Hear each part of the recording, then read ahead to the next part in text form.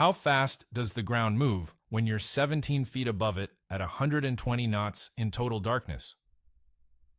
The answer is too fast to think about, which is exactly why Lieutenant Colonel Dick Cody told his pilots not to think about it. Fly the aircraft. Trust the forward-looking infrared. Trust the GPS receivers that were duct-taped, literally duct-taped, to the dashboards because the Army hadn't integrated them into the Apache's avionics yet. January 17, 1991, 1:38 a.m. local time, and 8 AH-64 Apaches from the 1st Battalion, 101st Aviation Regiment were burning south to north across the Saudi desert at roughly the altitude of a two-story building. No lights, no radio calls. The rotor wash kicked up so much sand that the trail aircraft were flying through a brown haze that didn't show up on infrared, which meant the pilots in the back of the formation were essentially flying blind inside a dust cloud they couldn't see, at an altitude that gave them about half a second to correct any mistake before the skids hit dirt. Most of what you've heard about Desert Storm focuses on the smart bombs and the stealth fighters, the CNN footage of laser-guided munitions threading through ventilation shafts. That's the movie version. If you want the version where everything almost fell apart before a single bomb dropped, hit subscribe and drop a like. You've got something to say about what really happened that night. The comments are right there.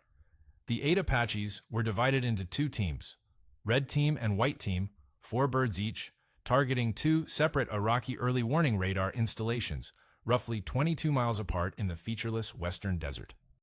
The sites were designated Objective Nebraska and Objective Oklahoma because the Army will name anything after a state if you give it long enough. Each site consisted of a tropospheric scatter radar, several operations buildings, generators, communications equipment, and a small garrison of Iraqi air defense personnel who had no idea what was coming. The mission was called Task Force Normandy, and the name wasn't sentimental. It was descriptive. This was the breach point.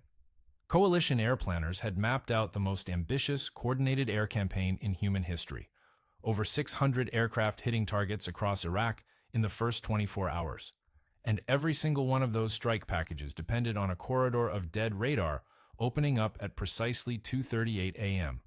Not 2:39, not 2:37, 2:38. If Cody's Apaches failed to destroy both radar sites simultaneously at that exact minute, Iraqi early warning would detect the inbound strike packages, alert Baghdad's integrated air defense network, and the entire air campaign would fly into a wall of surface-to-air missiles and anti-aircraft artillery that coalition planners had spent 5 months trying to avoid. 8 helicopters. 22 minutes of actual combat time from first shot to confirmed destruction. The entire operational timeline for liberating Kuwait hung on whether 16 pilots and 16 co-pilot gunners could do their jobs in the dark over hostile territory they'd never seen before. Cody had been thinking about this problem since October of 1990, when Special Operations Command first briefed the requirement. The original plan called for Air Force MH-53 Pave Lows to lead the Apaches to the target area using their superior navigation equipment, then peel off while the gunships did the killing. That part survived into the final operation order. What changed was everything else. Cody ran his crews through rehearsals in the Saudi desert so many times that the maintenance teams were replacing components at twice the normal rate. He had his pilots memorize the target arrays from satellite photographs until they could sketch the buildings from memory. Which generator sat where? Which antenna mast needed to die first? The exact sequence of Hellfire shots that would ensure both sites went dark within seconds of each other. He sequenced the weapons employment so precisely that each aircraft had pre-assigned targets, pre-assigned firing positions, and pre-assigned abort criteria. The co-pilot gunners in the front seats had rehearsed their target acquisition sequences until the movements were automatic. One pilot later described the preparation as obsessive to the point of being weird, which in Army aviation is the highest compliment available. Cody himself would fly lead for Red Team against Objective Nebraska. He wanted the harder target, the one further north, closer to potential Iraqi quick reaction forces. His operations officer asked if that was wise. Cody's response doesn't appear in the official after-action review, but two pilots who were in the briefing remember it differently from each other. One version is printable. The other captures the sentiment better. Iraqi air defense operators sitting inside those two radar stations were the outermost tripwire of something the Pentagon had spent months trying to map and couldn't fully crack. The French had built it, the Soviets had upgraded it, and Saddam's own engineers had wired the whole thing together into one of the densest integrated air defense networks outside of Eastern Europe. A layered kill zone stretching from the Jordanian border to the Persian Gulf that American intelligence officers internally called the fence. The architecture was Soviet standard, but the implementation was obsessive. Over 700 fixed surface-to-air missile launchers, roughly 3,700 anti-aircraft artillery pieces, everything from optically aimed 23mm guns to radar-guided 57mm systems that could reach medium altitude.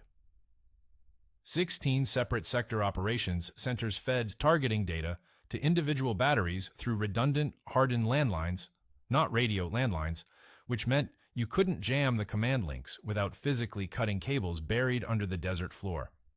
The early warning radars at Nebraska and Oklahoma sat at the western edge of this network like a pair of eyes staring into the dark.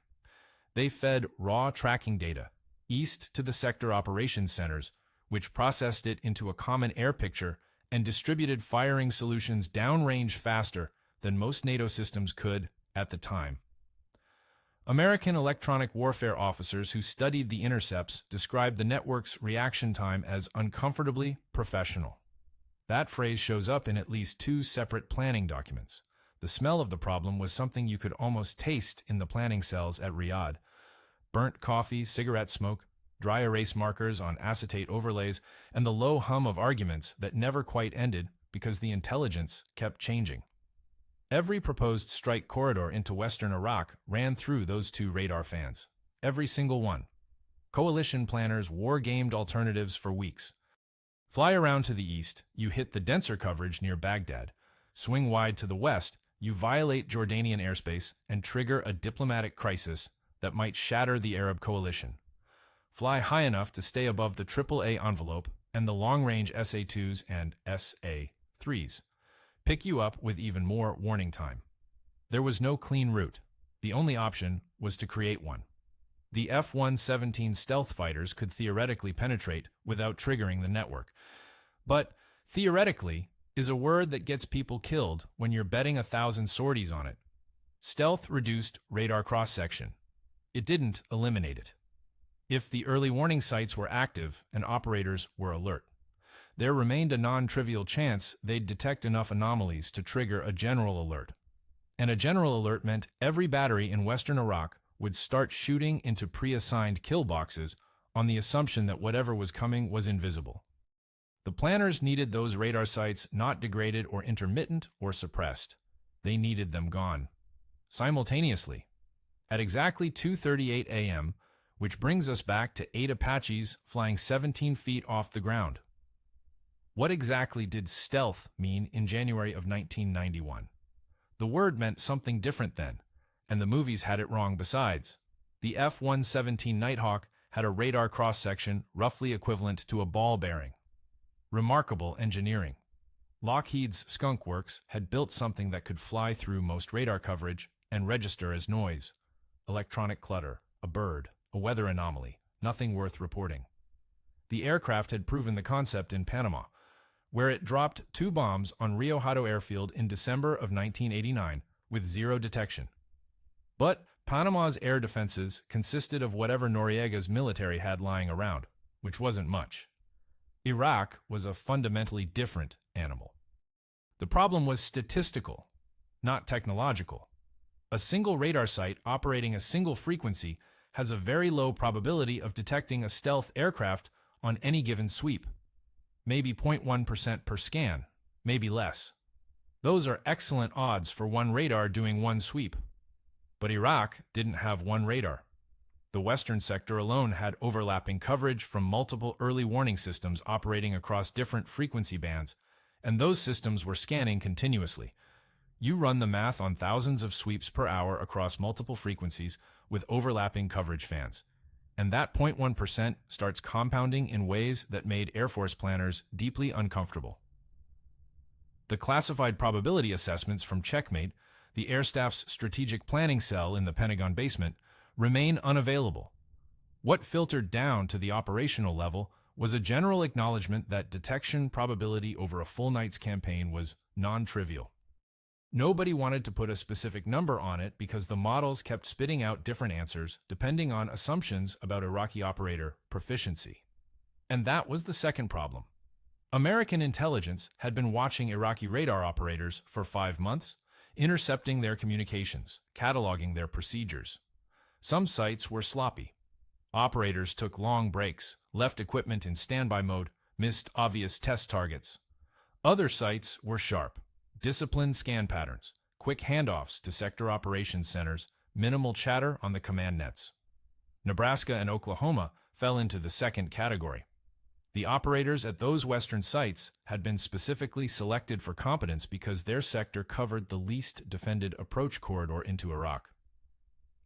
Somebody in Baghdad's Air Defense Command had looked at a map and figured out the same thing the coalition planners had.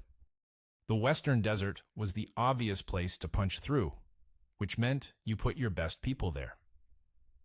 One detail that goes nowhere but is worth mentioning. Intelligence analysts noticed that the Nebraska site received a delivery of what appeared to be new furniture in late December. Tables and chairs. Somebody was investing in creature comforts for a garrison that was supposed to be temporary. The analysts flagged it, debated whether it indicated the Iraqis expected a long deployment, then moved on. It didn't change anything operationally, but someone in Baghdad cared enough about those radar operators to send them decent chairs. The F-117 was going to be the centerpiece of the opening night air campaign regardless. 36 Nighthawks would hit the highest value targets in Baghdad, while the rest of the coalition air armada flooded through the corridors. But the corridors had to exist first. Stealth bought margin, not certainty.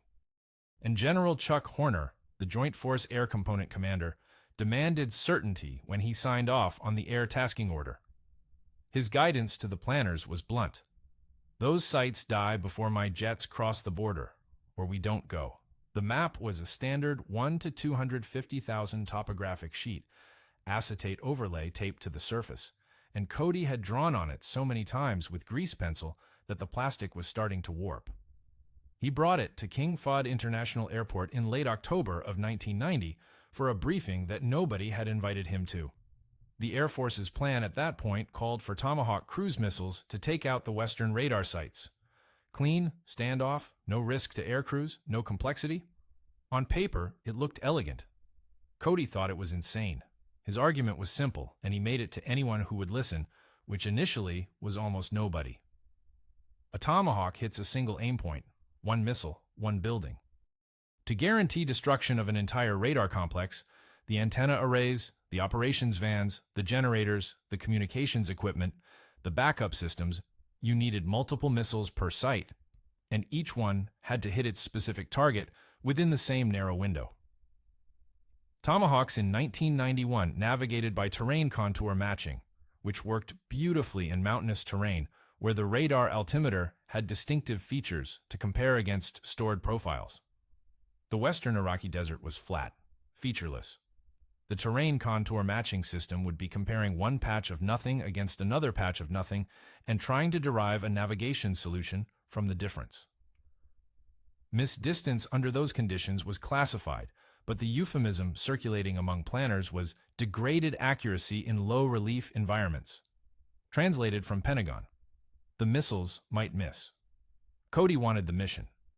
He'd been commanding Apache battalions since the aircraft entered service, and he understood what the airframe could do in ways that the Air Force planners, who thought of helicopters as slow, vulnerable, and irrelevant to strategic operations, simply did not. An Apache crew could identify individual targets through the TADS, the Target Acquisition Designation Site mounted in the nose turret, classify them, prioritize them, and engage them sequentially with different weapons depending on what each target required. Hardened building gets a Hellfire, generator gets a burst of 30 mm, an antenna mast gets a Hydra 70 rocket salvo, and if the first round doesn't drop it, the crew walks the fire onto it until it does. A crew could adjust in real time if they missed, or if a target turned out to be a decoy. Whatever came up, they could respond to it. A Tomahawk couldn't adjust to anything. It flew its programmed route and hit its programmed coordinates, and if those coordinates were wrong by 50 meters, the missile wasted itself on empty desert. The Special Operations community backed him. Colonel Jesse Johnson, commanding Joint Special Operations Task Force, had been looking for an option that offered real-time battle damage assessment, the ability to confirm destruction before the strike packages crossed the border.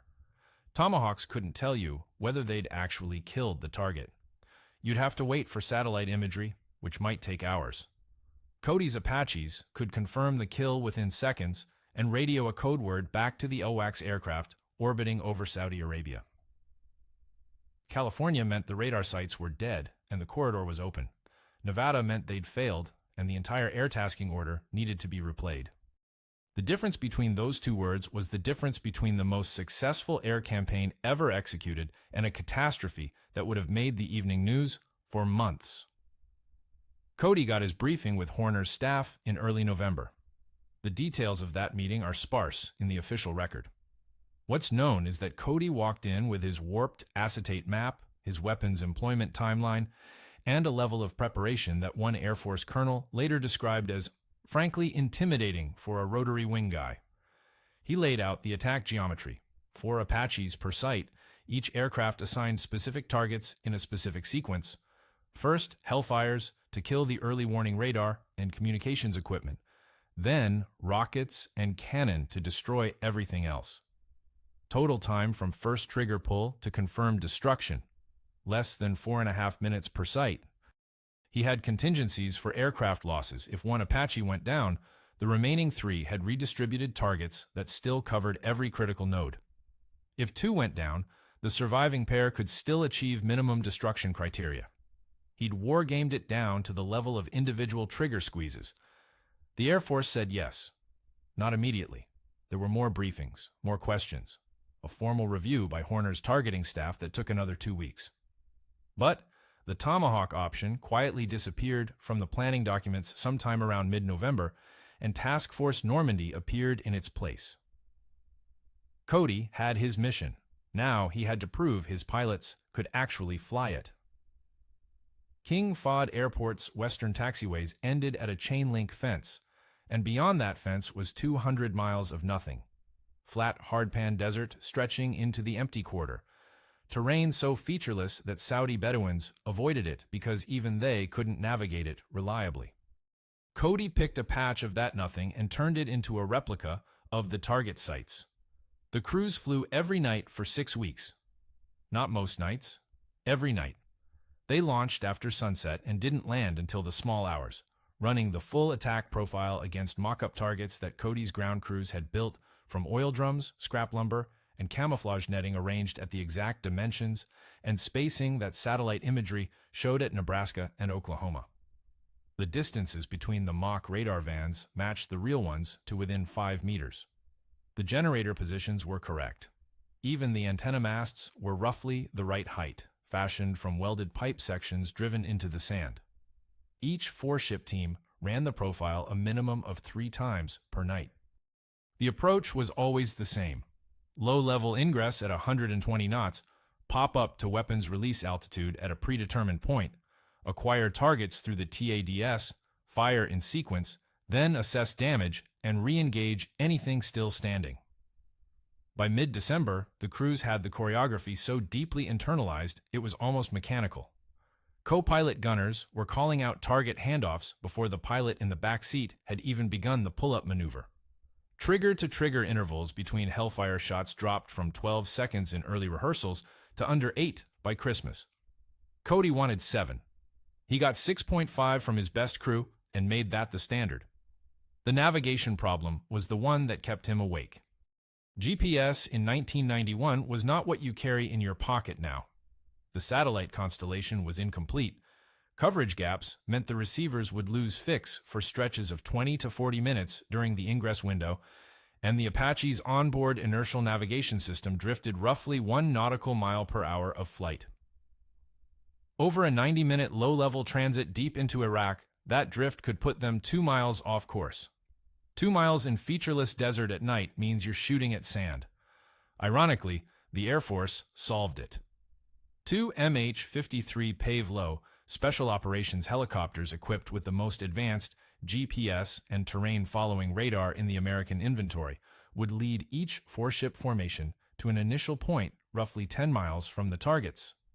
At that point, the Apaches would break off, update their navigation systems against the Pave Low's coordinates, and continue alone to the attack. The Pave Low crews were from the 1st Special Operations Wing out of Hurlburt Field, Florida, and they'd been doing covert deep penetration missions since Vietnam. Cody trusted them.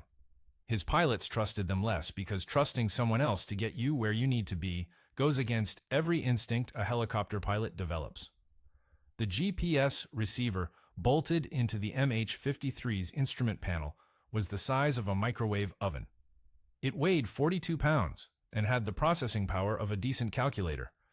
The unit could track 4 satellites simultaneously.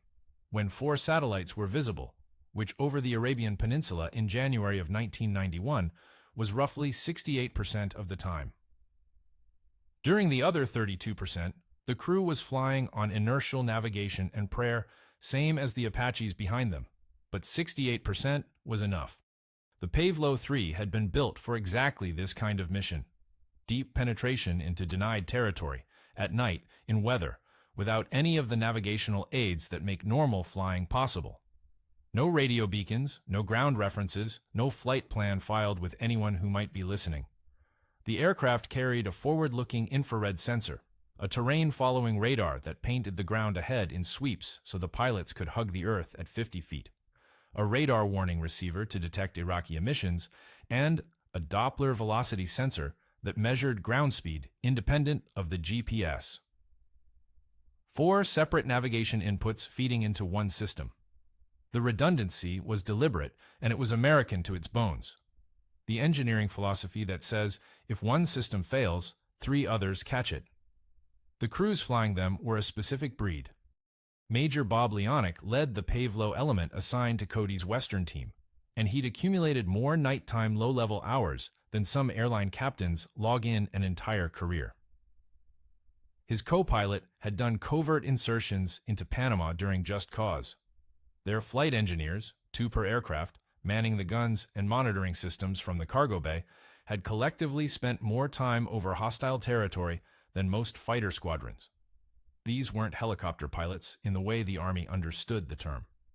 They were special operations aviators who happened to fly a helicopter platform, and the distinction matters because their training prioritized mission completion over aircraft preservation in ways that conventional crews would have found uncomfortable.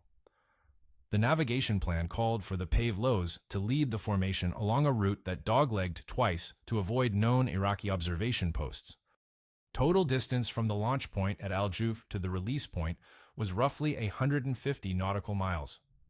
At the release point, each Pave Low would mark the coordinates with a chemical light bundle dropped from the cargo ramp, a glowing green dot in the desert that the Apache crews could fix on to update their inertial systems.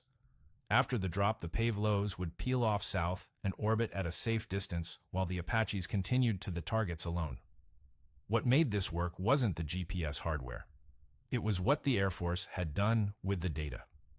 Leonic's navigation team had pre-surveyed the entire route using satellite imagery, correlating GPS waypoints with identifiable terrain features, a dry wadi intersection here, a rock outcropping there, a subtle elevation change that wouldn't show on a standard map but registered on the terrain-following radar. They'd essentially built a digital breadcrumb trail across a landscape that offered almost nothing to navigate by. During the GPS coverage gaps, the crew could cross-check their inertial position against these surveyed features and catch any drift before it compounded. The system worked to an accuracy of roughly 13 meters. In 1991, across open desert at night, that precision bordered on absurd. The Pave Low crews rehearsed the route 11 times before the mission. Leonic flew it so often, he later said, he could have done it with the GPS removed entirely.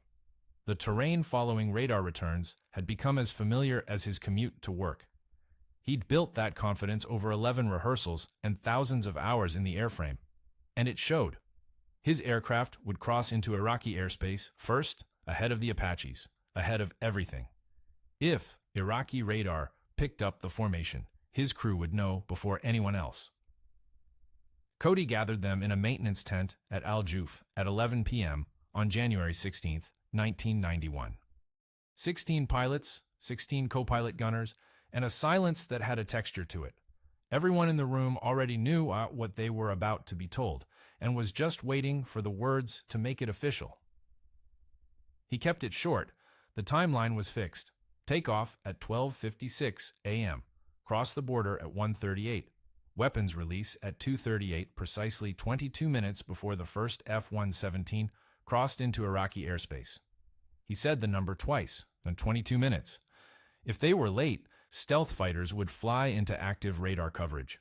If they were early, the Iraqis might alert Baghdad before the main strike packages were airborne, and the entire air tasking order, over 700 sorties scheduled for the first 3 hours alone, could unravel. He told them their call signs. White team would hit the western site, Oklahoma. Red team would hit the eastern site, Nebraska.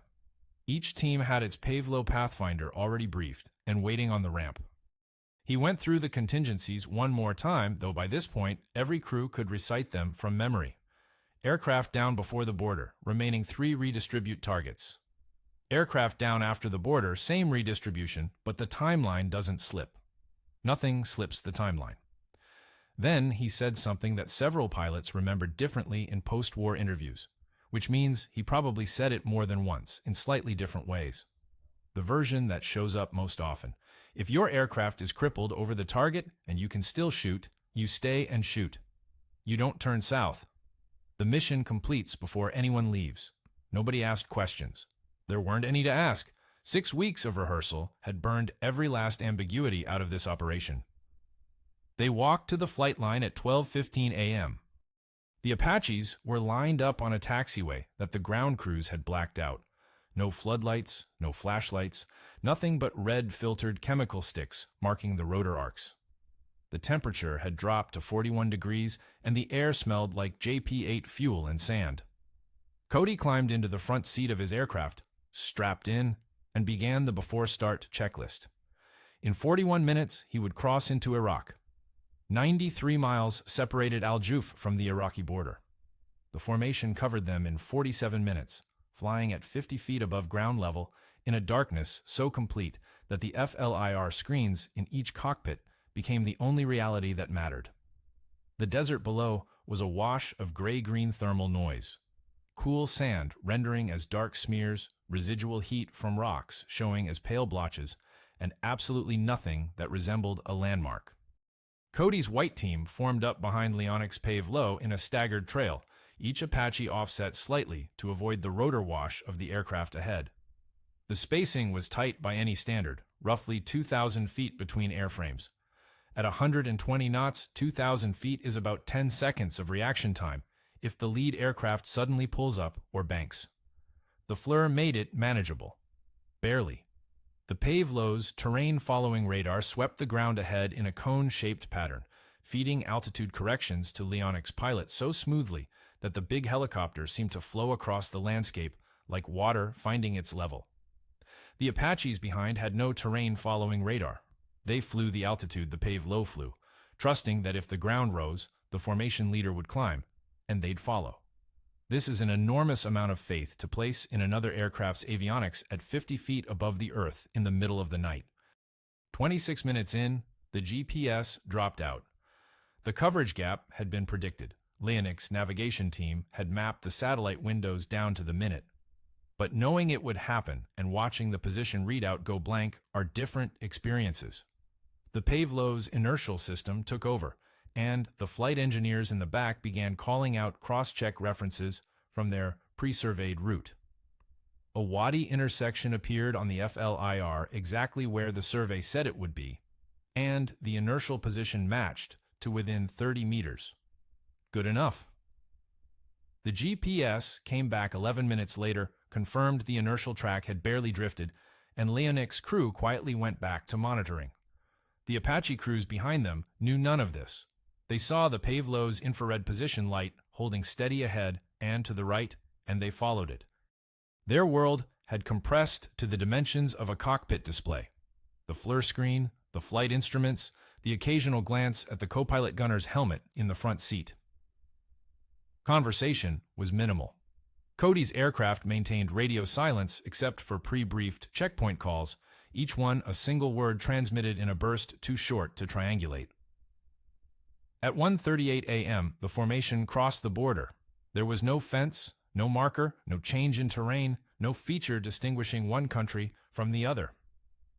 The FLIR showed the same featureless gray-green nothing it had shown for the past hour, but the navigation system ticked over to the preloaded waypoint labeled Red Line, and every crew in the formation saw it change on their displays simultaneously. They were in Iraq. Cody felt the mission shift in a way that had nothing to do with instruments. 6 weeks of rehearsal, months of planning, a career's worth of training, every sand table walkthrough at King Fahd. All of it narrowed to the next 60 minutes. His co-pilot gunner in the front seat was already running through the weapons checklist, confirming Hellfire seekers were active, laser codes matched, gun armed, and the TADS turret tracking properly. The 30mm chain gun under the nose tracked with the co-pilot's helmet sight following his head movements, ready to engage anything that appeared in the FLIR. 40 miles to the release point. At current speed, roughly 20 minutes. The Pave Low held course, its massive silhouette just visible as a dark shape against the slightly less dark sky. Behind Cody, 3 more Apaches maintained formation with the mechanical precision of crews who had flown this exact profile dozens of times. Somewhere to the east, Red Team was running the same track toward Nebraska, following their own Pave Low through their own patch of darkness. The Iraqi radar operators at Oklahoma were drinking tea. Their screens were empty. The chemical light bundle hit the sand at 2:12 a.m. and bloomed green against the FLIR like a small toxic flower. Leonix Pave Low banked hard south without a word on the radio, its rotor wash kicking up a plume of dust that briefly whited out the infrared picture. Then it was gone, and the 4 Apaches of White Team were alone in Iraq, 7 miles from Objective Oklahoma, accelerating to attack speed.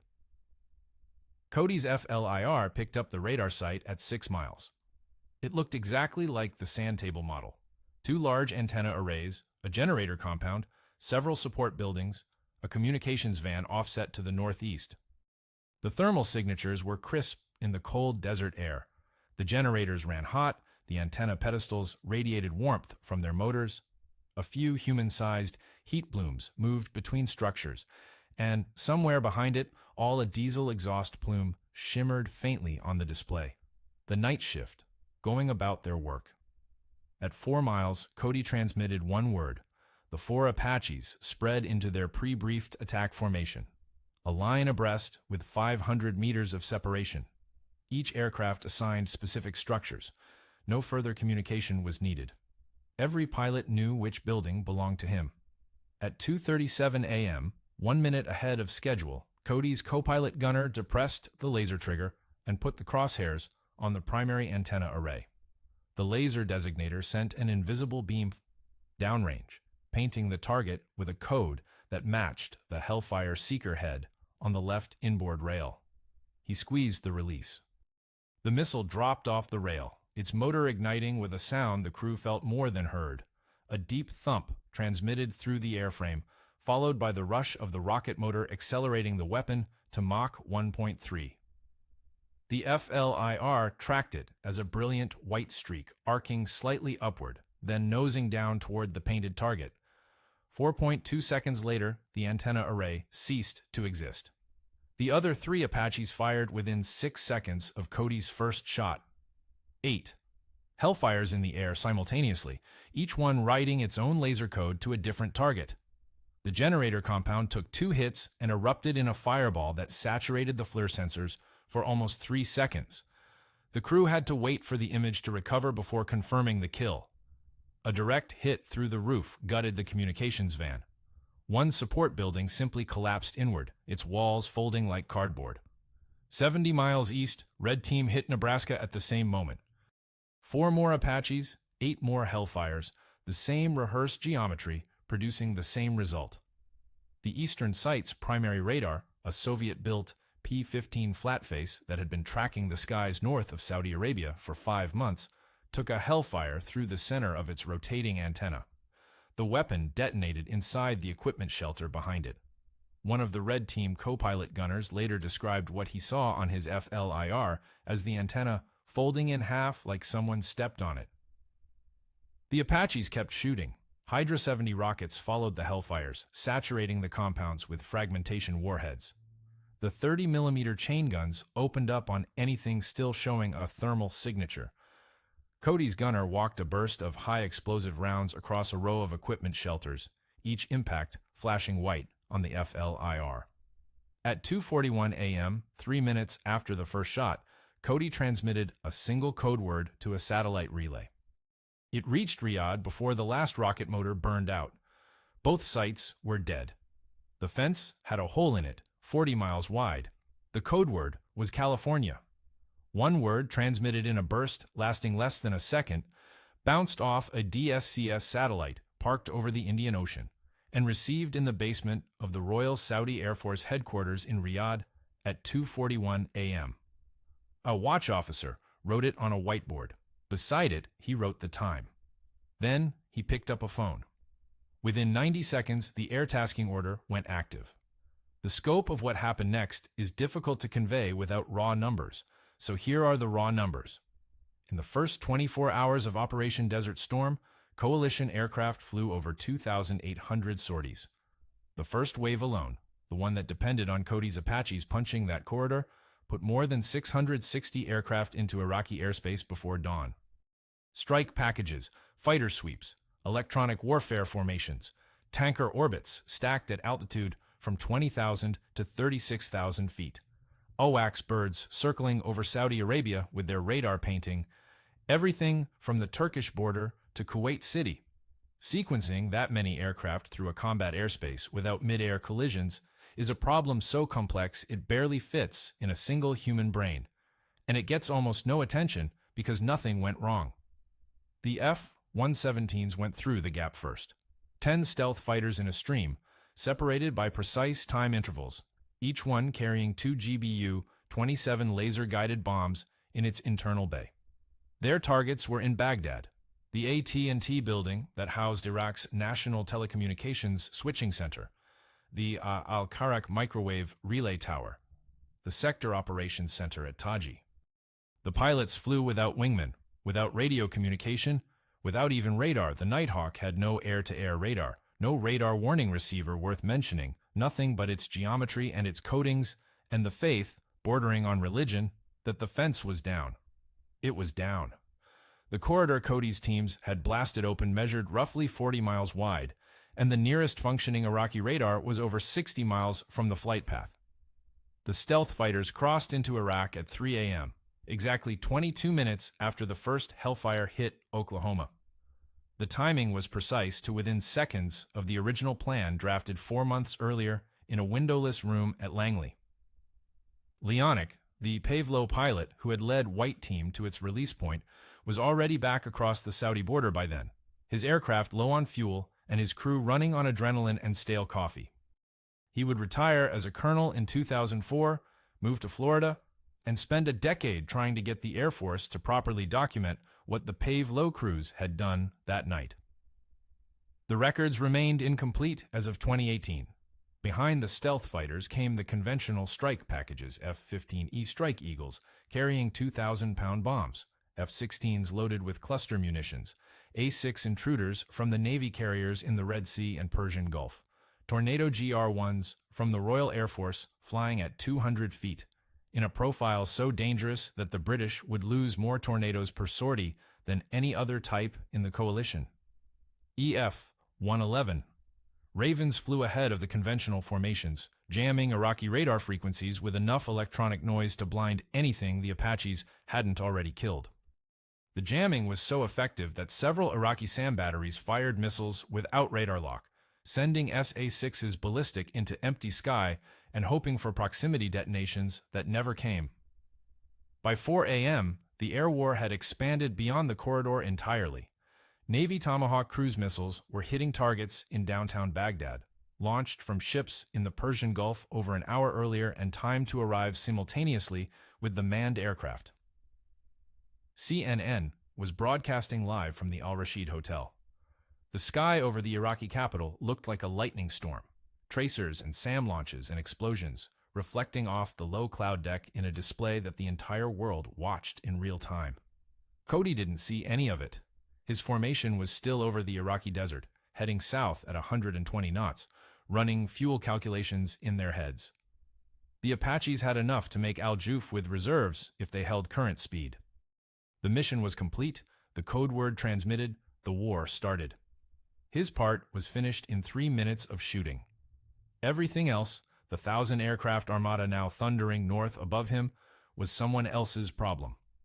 At 3:14 a.m. on January 17, 1991, an F-117 piloted by Major Greg Feast dropped the first laser-guided bomb of the war through the roof of the Nukaib Interceptor Operations Center in southwestern Iraq.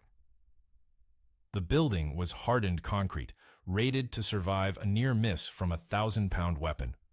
The GBU-27 went through a ventilation shaft. Feast had never been shot at before that night. He would later call the experience surprisingly administrative. Feast's phrase captures everything Task Force Normandy changed about modern warfare.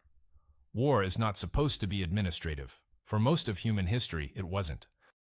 But the 22 minutes between Cody's first Hellfire and Feast's bomb run demonstrated something the Soviets had theorized about for a decade and never managed to build. A kill chain so fast, so integrated across service branches, that the enemy's entire defensive architecture could be dismantled before its operators understood they were under attack. The Soviets had a term for it. They called it the Reconnaissance Strike Complex, and their war planners considered it the most dangerous American capability under development. They were right to worry. They just didn't live long enough as a country to see it fielded. The smell of burnt kerosene hung in the cockpits of the returning Apaches as they crossed back into Saudi airspace. Cody's crew chief would later find a fine layer of desert grit coating every surface inside the aircraft, worked into the seams of the instrument panel by 5 hours of rotor vibration at 50 feet. The helicopters landed at Al Juf at 4:22 a.m. Ground crews were waiting with fuel hoses. Nobody cheered. The crews shut down, climbed out, and stood on the tarmac in the dark while maintenance teams swarmed the aircraft. Cody debriefed his pilots standing up, in a circle, each crew reporting in sequence. Every Hellfire had guided, every target was destroyed. 0 casualties, 0 mechanical failures, 0 navigation errors, 0 aborts. The mission had gone exactly as briefed, which never happens. The Air Force took from Normandy a proof of concept. Special operations and conventional forces could synchronize to the second across hundreds of miles of hostile territory. For the Army, the lesson was different. Attack helicopters could operate as strategic assets, not just close support platforms. GPS moved from experimental novelty to foundational technology in a single night. Every American air campaign since, Kosovo, Afghanistan, Iraq, again in 2003, traces its operational DNA back to that corridor in the desert. The desert cooled fast after the helicopters left. By dawn on January 17th, the sand around what had been Objective Oklahoma was already cold to the touch, though the wreckage underneath it was still too hot to approach. Twisted antenna fragments, melted copper wiring, concrete rubble with rebar exposed like broken bone, heat shimmer still rising off the craters. 2 Iraqi soldiers survived the attack on Oklahoma. They walked south for 3 days before a Saudi border patrol picked them up. One of them told his interrogator that he never heard the helicopters. He heard the first explosion, and then the world came apart. He assumed it was an airstrike from high altitude. He did not believe, when told, that the weapons had been fired from less than 3 miles away by aircraft hovering at eye level. The Iraqi air defense network never recovered. It didn't recover that morning, it didn't recover that week, and it remained broken for the duration of the war. Coalition aircraft owned the sky from the first hour, and they kept it. In 43 days of air operations, the coalition flew over 112,000 sorties and lost 75 aircraft, a loss rate of 0.067%. The United States Air Force's internal projection before the war had estimated losses between 2 and 4%. The difference between those numbers is roughly 2,000 flight crews who came home because the fence went down clean. Cody received the Distinguished Service Cross. His co-pilot gunner and several other members of the task force received Silver Stars. The Pave Low crews received Distinguished Flying Crosses. The awards were processed quickly by military standards, which means they took about 8 months.